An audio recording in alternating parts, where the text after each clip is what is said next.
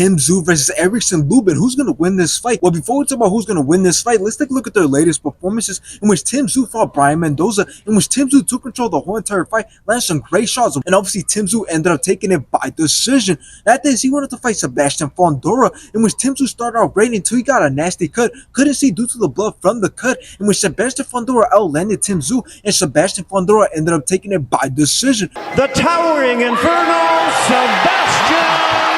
Let's take a look at Erickson's latest performances, in which he fought Luis Arias, in which Erickson landed some great combinations and knocked out Luis in round 5. After this, Erickson wanted to fight Jesus Ramos, in which Jesus got robbed in this fight. Jesus took control of the whole entire fight, landed the cleaner shots, but somehow they still gave it to Erickson. Now, before we talk about how this fight is going to go, let's take a closer look at both men to see what both men have to offer. Well, if we look at Tszyu, well, we know that he stands with an impressive record of 24 wins, with 17 of those wins coming by knockout, and he only has 1 loss, which sucks because that is the worst way he could lose his undefeated record, considering that Sebastian Fondora just got lucky. And if we look at Erickson Lubin, well, he stands with a record of 26 wins, with 18 of those wins coming by knockout, but he does have 2 losses that were by knockout. And if we look at how active both men have been, well, Tszyu has definitely been the more active fighter, since he had 1 fight this year and 3 fights in 2023. Meanwhile, Erickson Lubin only had 2 fights in 2023. So yeah, Tszyu has definitely been the more active fighter, which is definitely going to play a big factor in this fight. But now, how's this fight going to go? Well, it's going to be a pretty good fight, considering that both men are ranked in the top 10. So it's going to be a back and forth battle, but we need to take in the fact that both men have fought Sebastian Fondora. But the difference is that Erickson Lubin did get dropped and he did get stopped by Sebastian Fondora.